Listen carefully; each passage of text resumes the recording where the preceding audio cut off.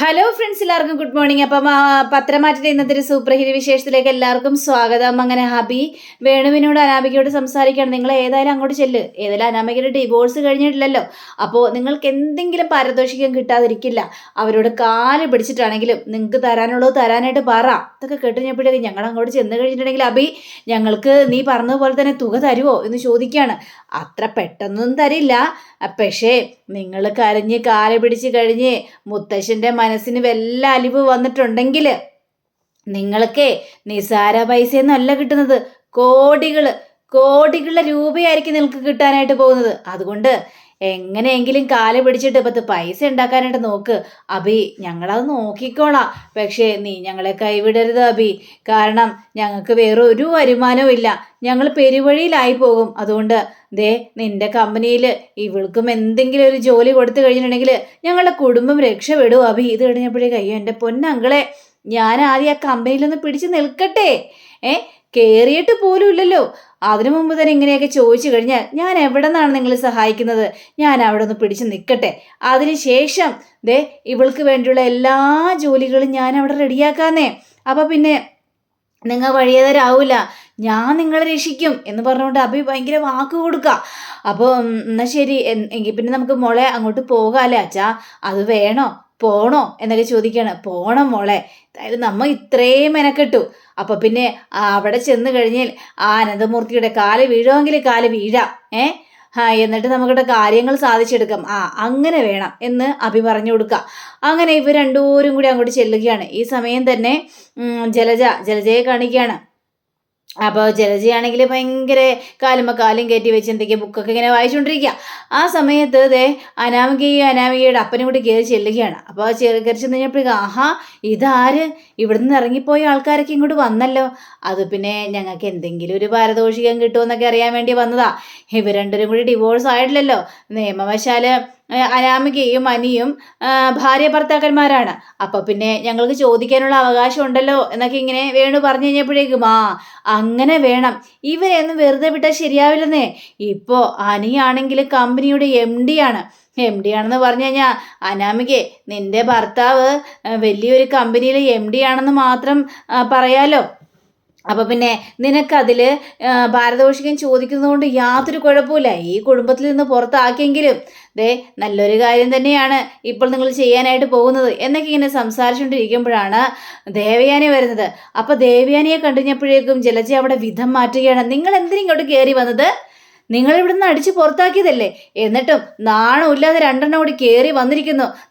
മര്യാദയ്ക്ക് ഈ കുടുംബം വിട്ട് ഇറങ്ങിക്കൊള്ളണം, അല്ലെങ്കിലുണ്ടല്ലോ ആര് പറഞ്ഞ് ഇങ്ങോട്ട് വരാം, എന്ത് ധൈര്യമുണ്ട് നിങ്ങൾക്ക് ഇങ്ങോട്ട് വരാം എന്നൊക്കെ ഞാൻ ചോദിക്കാം. അപ്പോൾ ദേവയാനിയാണെങ്കിൽ എന്താ ഇവരെന്താ ഇവിടെ, നിങ്ങളെന്തിനാ ഇങ്ങോട്ട് കയറി വന്നത് എന്ന് ചോദിച്ചപ്പോഴേക്കും അത് പിന്നെ ഞങ്ങളൊരു സഹായ അഭ്യർത്ഥിച്ചുകൊണ്ടാണ് വന്നത്. സഹായോ? എന്ത് സഹായമാണ് നിങ്ങൾക്ക് വേണ്ടത്? രണ്ടിനെ ഇവിടെ നിന്ന് അടിച്ച് പുറത്താക്കിയതല്ലേ, ഈ കുടുംബത്തെ ചതിച്ച് കുളം തോണ്ടിയിട്ട് ഇവിടെ വന്ന് കരുതി വീണ്ടും സഹായം ചോദിക്കുന്നോ?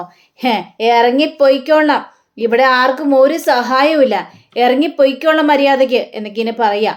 അങ്ങനെ പറഞ്ഞു കഴിഞ്ഞപ്പോഴേക്കുമാണ് നമ്മുടെ മൂർത്തി മുത്തശ്ശൻ വരുന്നത്. അപ്പം മുത്തശ്ശനെ കണ്ടു കഴിഞ്ഞപ്പോഴേക്കും ഞങ്ങളെ ഇറക്കി വിടരുത്, ഞങ്ങൾ നിയമവശാൽ ഇവിടെ നിന്ന് വേർപിരിഞ്ഞു പോയ ആൾക്കാരല്ലല്ലോ, പിന്നെ എന്തിനാണ് മുത്തശ്ശിനി ഇവരെ കണ്ടു കഴിഞ്ഞപ്പോഴേക്ക് എന്തിനാണ് ഈ കീടങ്ങളെ അകത്തേക്ക് കയറ്റി വിട്ടത് എന്ന് ചോദിക്കുകയാണ്. അയ്യോ, അനിയും അനാമികയും തമ്മിൽ ബന്ധം വേർപിരിഞ്ഞിട്ടൊന്നുമില്ല, ഞങ്ങൾ അവകാശം സ്ഥാപിക്കാൻ വേണ്ടിയൊന്നും വന്നതല്ല, പക്ഷേ നിങ്ങൾ കൈവിടാൻ നിൽക്കരുത്, ഞങ്ങൾക്കാണെങ്കിൽ ജീവിക്കാൻ ഒരു മാർഗവും ഇല്ല.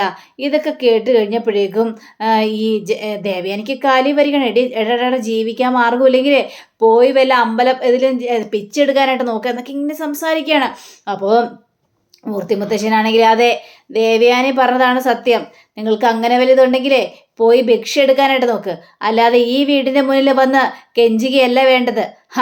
ഇനി അതിന് സാധിക്കത്തുമില്ല, ഇറങ്ങിപ്പോടാ എന്നൊക്കെ ഇങ്ങനെ പറയണം. ദയവ് ചെയ്ത് ഇറങ്ങിപ്പോകാനായിട്ട് പറയരുത്, ജീവിക്കാൻ വേറെ ഒരു മാർഗവുമില്ല, എന്തെങ്കിലും സഹായം നിങ്ങൾ ഞങ്ങൾക്ക് ചെയ്തു തരണം, ഞങ്ങളെ കൈവിടാനായിട്ട് നിൽക്കരുതെന്നോ? ഇവളുടെ സ്വഭാവം ശരിക്കും മനസ്സിലാക്കിയതാണ് ഞാൻ.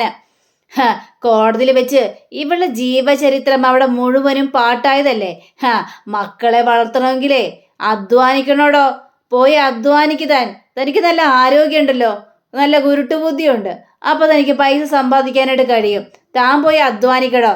അല്ലാതെ മകളെ വേറെ കെട്ടിക്കാൻ വേണ്ടി മറ്റുള്ളവരുടെ വീടിന്റെ മുന്നിൽ വന്ന് കെഞ്ചുകയല്ല വേണ്ടത്. ഇങ്ങനെ അപമാനിക്കുന്ന രീതിയിൽ പറയുകയാണ്.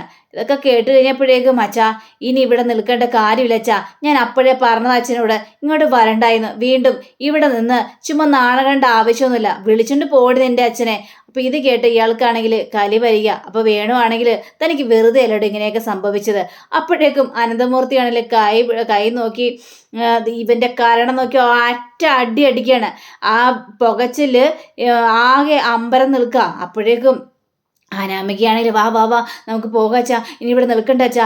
അപ്പോൾ അച്ഛനെ വിളിച്ചുകൊണ്ട് ഇങ്ങനെ പോകുമ്പോഴും ഈ വേണുവാണെങ്കിൽ തിരിഞ്ഞു നോക്കിയിട്ട് വെറുതെ അല്ലടോ താൻ അടി പതറി പോയത്. മൂർത്തീസ് കമ്പനി പൊട്ടി പാളീസായത്. ഇനിയും പാളീസാവോടോ, താൻ കണ്ടോടോ എന്നൊക്കെ ചോദിക്കണം. ആടോ, അങ്ങനെ പാളീസാവണമെങ്കിലേ ഞാനത് സഹിച്ചോളാടാ. നിന്നെയൊക്കെ സഹായത്തിന് വേണ്ടി വിളിച്ചില്ലല്ലോ. ഇറങ്ങിപ്പോകാൻ നോക്കടാ. ഇറങ്ങിപ്പോകാൻ തന്നെയാണോ വന്നത്? ഇനിയും തൻ്റെ ഒരു മനസാക്ഷി ഇല്ലാത്തവൻ തൻ്റെ കൊച്ചുമോനെ ഇവിടെ നിന്ന് അടിച്ചിറക്കിയതല്ലേടോ. അതേപോലെ ഒരു മനസാക്ഷി തനിക്കില്ലല്ലോടാ. ഇതൊക്കെ കേട്ടുകഴിഞ്ഞപ്പോഴേക്കും അതെ മനസാക്ഷി ഇല്ലടാ, നീ എന്ത് ചെയ്യോടാന്നും പറഞ്ഞുകൊണ്ട് വീണ്ടും മൂർത്തി അങ്ങോട്ട് ചെന്ന് കഴിഞ്ഞപ്പോഴേക്കും ഇവർ പേടിച്ച് വിറച്ചിട്ട് ഓടിപ്പോവാണ്. അപ്പോൾ ഓടിപ്പോയി കഴിഞ്ഞപ്പോഴേക്കും നമ്മുടെ ജലജ പറയണം, എന്നാലും എന്ത് ധൈര്യം വേണം ഇവർക്ക് വരാനായിട്ട്. ഇവരെ ആരാണ് ഇങ്ങോട്ട് പറഞ്ഞു വിട്ടത്? എടി ജലജെ, നീ കൂടുതലൊക്കെ കിടന്ന് ഡയലോഗ് അടിക്കലേ. നീയും നിന്റെ മോനും കൂടി ആയിരിക്കും ചിലപ്പോൾ അവരെ ഇങ്ങോട്ട് പറഞ്ഞു വിട്ടത്. ഏട്ടത്തി എന്താ ഏട്ടത്തി ഇങ്ങനെയൊക്കെ പറയുന്നത്? അപ്പോൾ മൂർത്തി മുത്തശ്ശനാണെങ്കിൽ ദേവയാനി പറഞ്ഞതിലും കാര്യമുണ്ട്. നീയും നിന്റെ മോനും കൂടി ആയിരിക്കും അവരിങ്ങോട്ട് പറഞ്ഞു വിട്ടത്. അങ്ങനെ വല്ലതും ആണെങ്കിൽ മനസ്സിലാക്കിക്കോ, നീ ഇവിടെ നിന്ന് പുറത്തായിരിക്കും, മനസ്സിലായല്ലോ എന്നും പറഞ്ഞുകൊണ്ട് മുത്തശ്ശൻ കയറി പോവാണ്. അപ്പോൾ ജലജയാണെങ്കിൽ ആകെ ടെൻഷൻ അടിച്ച് നിൽക്കുക. അപ്പോൾ ജലജ നേരെ നമ്മുടെ അഭിയെ വിളിക്കാന്ന്. അപ്പോൾ അഭിയെ വിളിച്ചു കഴിഞ്ഞപ്പോഴേക്കും അഭിയായിരുന്നെങ്കിൽ ഭയങ്കര പൊട്ടിച്ചിരി. നീ എന്തിനാണ് ഞാൻ ഈ കാര്യം പറയുമ്പോൾ നീ എന്തിനാണ് പൊട്ടിച്ചിരിക്കുന്നത് എന്ന് ചോദിക്കുകയാണ്. എൻ്റെ അമ്മേ, അവരെ പറഞ്ഞു വിട്ടത് ഞാനല്ലേ. എടാ ദ്രോഹി, നീയാണ് അവരെ പറഞ്ഞിട്ടത്. അതേന്നെ, ഞാൻ തന്നെ അവരെ പറഞ്ഞു വിട്ടത്. ഇങ്ങനെയൊക്കെ സംഭവിക്കുമെന്ന് എനിക്ക് നേരത്തെ അറിയായിരുന്നു അമ്മേ. അതുകൊണ്ടാണല്ലോ ഞാൻ ഇങ്ങനെയൊക്കെ ചെയ്തത്. എന്തിനാണ് നീ അങ്ങനെ ചെയ്തത്? എടാ, അവർ നമ്മുടെ ഒപ്പം കൂടെ നിൽക്കുന്നവരല്ലേ. അപ്പൊ അവരോട് ഇങ്ങനെ ഒരു ദ്രോഹം ചെയ്യാൻ പാടുണ്ടായിരുന്നോ? നീ ചെയ്തത് വളരെയേറെ മോശമായി പോയി തന്നെ അഭി. അങ്ങനെ ചെയ്യണ്ടായിരുന്നു. എൻ്റെ പൊന്നമ്മ, ഞാൻ അവരെ ദ്രോഹിച്ചൊന്നുമല്ല. കിട്ടുന്നതെങ്കിലും കിട്ടിക്കോട്ടെ. ഒന്ന് കാല് പിടിക്കുന്നതുകൊണ്ട് കുഴപ്പമില്ലല്ലോ. അതുകൊണ്ട് അവർക്ക് പൈസ കിട്ടണമെങ്കിൽ കിട്ടിക്കോട്ടെ എന്ന് മാത്രമേ ഞാൻ ചിന്തിച്ചുള്ളൂ. അവർക്ക് കിട്ടിക്കഴിയുമ്പോൾ അവരുടെ ഒരു വിഹിതം ഞാൻ മേടിക്കാമെന്നൊക്കെ കരുതി. പക്ഷേ നടന്നില്ലല്ലോ. ചെല്ലടാ, അവർക്ക് കിട്ടിയ വിഹിതം നീ അങ്ങോട്ട് മേടിക്കാനായിട്ട് ചെല്ല്, നല്ലത് നിനക്ക് കിട്ടിക്കോളും. അമ്മേ, അവർ വിളിക്കുന്നുണ്ട് അമ്മേ. അമ്മേ, ഫോൺ കട്ടാക്കണ്ട. കുറച്ച് നേരം എൻഗേജ് ആയിക്കോട്ടെ അങ്ങോട്ട്. എന്നിട്ട് അതിന് ശേഷം ഞാൻ ഫോൺ സ്വിച്ച് ഓഫ് ആക്കി വെച്ചോളാം. എടാ, അവരോട് ഇങ്ങനെ ചതിയൊന്നും ചെയ്യാൻ നിൽക്കരുത്. ഇല്ലമ്മേ, അവർക്ക് നല്ലത് വരാൻ വേണ്ടിയാണ് ഞാൻ അങ്ങനെ, നല്ലൊരു കാര്യം വരാൻ വേണ്ടി തന്നെയാണ് ഞാൻ അങ്ങനെ ചെയ്തത്. അതുകൊണ്ട് ഇപ്പം അവർക്ക് ദോഷമായി മാറി. പക്ഷേ ഇപ്പം അവരുടെ മനസ്സിൽ പറഞ്ഞല്ലോ ശരിക്കും. അതുകൊണ്ട് ഇപ്പോൾ കുഴപ്പമൊന്നുമില്ല അമ്മേ എന്നൊക്കെ പറയാണ്. ശരി അമ്മേ, എങ്കിലേ ഫോൺ വെച്ചോ. ഞാൻ ഏതായാലും ഇനി അവരുടെ മുന്നിലേക്ക് ചെല്ലുന്നില്ല ഇപ്പോഴൊന്നും എന്നിങ്ങനെ ആബി പറയുകയാണ്. അങ്ങനെ അവിടെ ഫോൺ കട്ടാക്കുകയാണ്. പിന്നീട് കാണിക്കുന്നത് നമ്മുടെ ആദർശ് നന്ദുവിനെ കാണാനായിട്ട് ചെല്ലുക. അപ്പോൾ നന്ദുവിനായിട്ട് കാണാനായിട്ട് ചെന്ന് കഴിഞ്ഞപ്പോഴേക്കും നന്ദു കാര്യങ്ങളെല്ലാം പറയുകയാണത്. ഈ സ്വർണ്ണവും ഡയമണ്ടൊക്കെ ഉണ്ടായിരുന്നു ആദർശേട്ടാ, അവനെ പിടിക്കാനായിട്ട് ശ്രമിച്ചാണ്. പക്ഷെ അവനങ്ങോട്ട് ഓടിക്കളഞ്ഞു. പക്ഷെ ഞാനാണെങ്കിൽ സ്വർണത്തിൻ്റെ പിന്നിൽ തന്നെയായിരുന്നു. അത് അവിടെ ഇട്ടിട്ട് എനിക്ക് ഓടാനായിട്ട് പറ്റില്ലല്ലോ ആദർശേട്ടാ. പക്ഷേ ഇങ്ങനെ ഈ സ്വർണവും ഇത്രയും സ്വർണം കിട്ടിയിട്ടൊന്നും കാര്യമില്ല. ഇതിൻ്റെ സോഴ്സ് എവിടെ നിന്നാണ്, അതാണ് കണ്ടെത്തേണ്ടത് ആദർശേട്ടാ എന്ന് പറയാണ്. അങ്ങനെയാണെങ്കിൽ ആ ഡ്രൈവറിനെ അറിയാമായിരിക്കുമല്ലോ അല്ലേ? ഡ്രൈവറിന് അങ്ങനെ അറിയാനൊന്നും സാധിക്കില്ല. കാരണം ഡ്രൈവർ ആ എയർപോർട്ടിൽ ഒരാൾ മാത്രമാണ്. അയാളുടെ കാറിൽ ആ സ്വർണം അയാൾ കയറ്റിക്കൊണ്ട് പോയി, അത്രയും മാത്രമേ ഉള്ളൂ. പക്ഷേ അയാളെ പിടിച്ചു കഴിഞ്ഞിട്ടുണ്ടെങ്കിൽ ഈ സ്വർണം കയറ്റിയത് ആരാണ് എന്ന് ചിലപ്പോൾ കണ്ടെത്താനായിട്ട് കഴിയുമായിരിക്കും. അങ്ങനെ അവനിൽ നിന്ന് യഥാർത്ഥ കള്ളൻ്റെ അടുത്തേക്ക് നമുക്ക് എത്താനായിട്ട് സാധിച്ചിരിക്കും ആദർശേട്ടാ. പക്ഷേ അവനെ കണ്ടെത്തണം, ആ കള്ളനെ. അവൻ എവിടെയാണെങ്കിലും പൊക്കുക തന്നെ ചെയ്യണമെന്നും പറയാം. ഇത് കേട്ട് കഴിഞ്ഞപ്പോഴേക്ക് ആദർശാണെങ്കിൽ വേണ്ട വിധത്തിൽ കാര്യങ്ങളെല്ലാം ചെയ്തോ നന്ദുവിൻ്റെ കൂടെ ഞങ്ങളുണ്ട് എന്നൊക്കെ ഇങ്ങനെ പറയാണ്. ശരി എന്ന് പറഞ്ഞുകൊണ്ട് നന്ദു ആ കേസ് അങ്ങോട്ട് അന്വേഷിക്കുകയാണ്. അങ്ങനെ പിന്നീട് കാണിക്കുന്നത് നമ്മുടെ ഈ നാഗേന്ദ്രനും ഈ അവന്തികയും കൂടി ഭയങ്കര തലപൊകി നിൽക്കുക. അപ്പം നാഗേന്ദ്രനാണ് ഈ കലി വന്നിട്ട് രക്ഷയില്ല.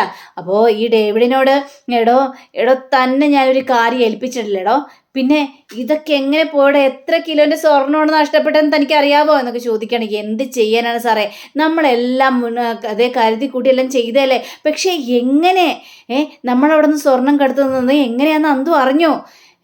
അത്രയ്ക്കും രഹസ്യമായിട്ടാണ് നമ്മൾ ഈ കാര്യങ്ങളെല്ലാം ചെയ്തത്. എന്നിട്ട് പോലും ഇതെങ്ങനെ അറിഞ്ഞു ഒന്നും മനസ്സിലാവുന്നില്ല സാറേ. ഇതൊക്കെ കേട്ടുകഴിഞ്ഞപ്പോഴേക്കും ആ നന്ദു അവൾ നിസാരക്കാരിയല്ല. അവൾ എങ്ങനെയോ അത് മണത്ത് കണ്ടെത്തിയിട്ടുണ്ട്. പക്ഷേ ഇതിങ്ങനെ വെറുതെ വിട്ടാൽ ശരിയാവില്ലല്ലോടോ. പക്ഷേ ഇനി ആ ഡ്രൈവറിനെ കയ്യിൽ കിട്ടിക്കഴിഞ്ഞിട്ടുണ്ടെങ്കിൽ അവൻ സത്യങ്ങൾ ചിലപ്പോൾ പറഞ്ഞു നിരിക്കും. ഈ നന്ദുവിൻ്റെ ഗിടി എന്ന് പറഞ്ഞു കഴിഞ്ഞാൽ അപാര ഇടി തന്നെയാ. അപ്പം അതുകൊണ്ട്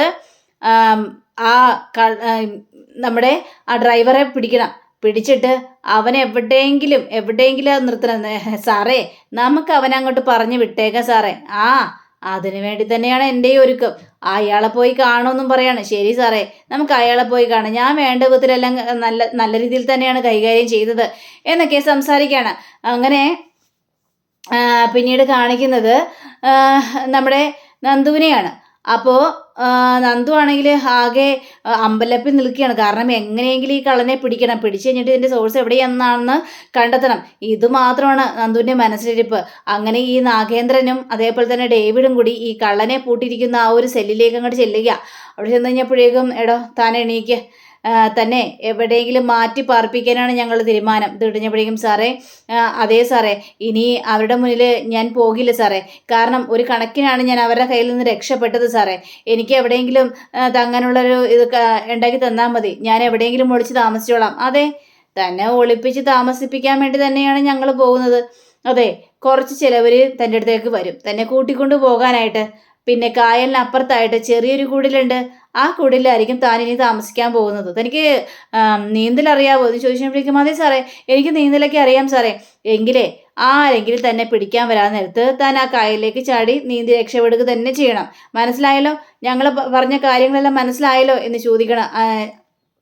അതെ സാറേ, മനസ്സിലായി സാറേ, എല്ലാ കാര്യങ്ങളും മനസ്സിലായി സാറേ എന്ന് പറയണം. ശരി, എങ്കിൽ പിന്നെ പോകാനുള്ള തയ്യാറെടുപ്പുകളെല്ലാം എടുത്തോ എന്നും പറയാം. അങ്ങനെ നമ്മുടെ ഈ കള്ളനെയും കൊണ്ട് പോവുക. പക്ഷേ പിന്നീട് നന്ദുവിനൊരു ന്യൂസ് കിട്ടുകയാണ്. നന്ദുവും നന്ദുവിൻ്റെ കൂട്ടുകാരെല്ലാവരും കൂടി ഓടി വന്ന് നോക്കിക്കഴിഞ്ഞപ്പോഴേക്കും ഈ കള്ളൻ അവിടെ മരിച്ചു കിടക്കുന്ന രംഗമാണ് നന്ദു കാണുന്നത്. ഇത് കണ്ടുകഴിഞ്ഞപ്പോഴേക്കും നന്ദു ആകെ അപ്സെറ്റായിപ്പോയി. അപ്പോൾ മറ്റുള്ള പോലീസുകാരോടും പറയുകയാണ്, ഇത് നമ്മളന്ന് പിടികൂടാൻ ശ്രമിച്ച കള്ളനല്ലേ എന്ന് പറയുകയാണ്. മാഡം, ഞങ്ങൾക്കത് വ്യക്തമായിട്ട് ഓർമ്മയില്ല. ഈ കള്ളൻ തന്നെയായിരുന്നു. എനിക്ക് നല്ല ഓർമ്മയുണ്ട്, ഈ കള്ളൻ തന്നെയാണ്. അന്ന് അവനാണ് രക്ഷപ്പെടാനായിട്ട് ശ്രമിച്ചത്. പക്ഷേ അവനെ കിട്ടുന്നതിന് മുമ്പ് തന്നെ അവൻ ഇങ്ങനത്തെ ഒരു അവസ്ഥ വന്നല്ലോ ദൈവമേ എന്നൊക്കെ പറയാണ്. പിന്നീട് ആദർശിനെയും നയനെയും കാണിക്കുകയാണ്. അവരാണെങ്കിൽ ആകെ ടെൻഷൻ അടിച്ച് നിൽക്കുക. അപ്പോഴേക്കും നന്ദു ഓടി വരികയാണ്. അത് പിന്നെ ആദർശേട്ടനോട് ഒരു അത്യാവശ്യ കാര്യം പറയാനുണ്ട് ആദർശേട്ടാ. അന്നാ പിടിക്കാൻ ശ്രമിച്ച ആ കള്ളനില്ലേ, ആ കള്ളനെ ആരോ കൊന്നു ആദർശേട്ടാ എന്ന് പറയാണ്. എന്ത് നന്ദു പറഞ്ഞത്? ആ കള്ളനെ കൊന്നു എന്നോ? അതെ, നമ്മുടെ നീക്കുപോക്കങ്ങളൊക്കെ ആരൊക്കെയോ മനസ്സിലാക്കിയിട്ടുണ്ട്. ഇനി ആ കള്ളനെ പിടിച്ചു കഴിഞ്ഞിട്ടുണ്ടെങ്കിൽ അവൻ്റെ വായിൽ നിന്നും സത്യം പുറത്താകുമെന്നും ഇവർക്ക് നന്നായിട്ട് തന്നെ അറിയാം. അതുകൊണ്ട് തന്നെയാണ് അവന് അങ്ങനെ ഒരു കാര്യം സംഭവിച്ചത്. നന്ദു, ഇനിയിപ്പോൾ നമ്മൾ എന്ത് ചെയ്യും? ഇനി ഇതിൻ്റെ ഇത് ഇവിടെ നിന്ന് കണ്ടെത്തണം. പോസ്റ്റ്മോർട്ടത്തിനൊക്കെ അടക്കുന്നുണ്ട്. പോസ്റ്റ്മോർട്ടം കഴിഞ്ഞാൽ പിന്നെ അവൻ എങ്ങനെ കൊല്ലപ്പെട്ടു, ഏത് രീതിയിൽ, എത്ര സമയത്ത് എന്നൊക്കെ മനസ്സിലാക്കാനായിട്ട് സാധിക്കും. എന്തെങ്കിലും ഫിംഗർ പ്രിൻ്റ് ഉണ്ടെങ്കിൽ അത് നമുക്ക് എടുക്കാനായിട്ട് സാധിക്കുമെന്നും നന്ദു പറയുക. ഇത് കേട്ട് രണ്ടുപേരും ആകെ ഞെട്ടി നിൽക്കുക. അപ്പം അങ്ങനെയും കാണിച്ചുകൊണ്ടാണ് നമ്മുടെ ഇന്നത്തെ റിവ്യൂയുടെ അവസാനിച്ചിരിക്കുന്നത്. അടുത്ത റിവ്യൂവിനെ കാത്തിരിക്കുക, സബ്സ്ക്രൈബ് ചെയ്യുക. എല്ലാവർക്കും നല്ലൊരു ദിനം ആശംസിച്ചുകൊണ്ട് തന്നെ നമസ്കാരം. Thank you. See again. By.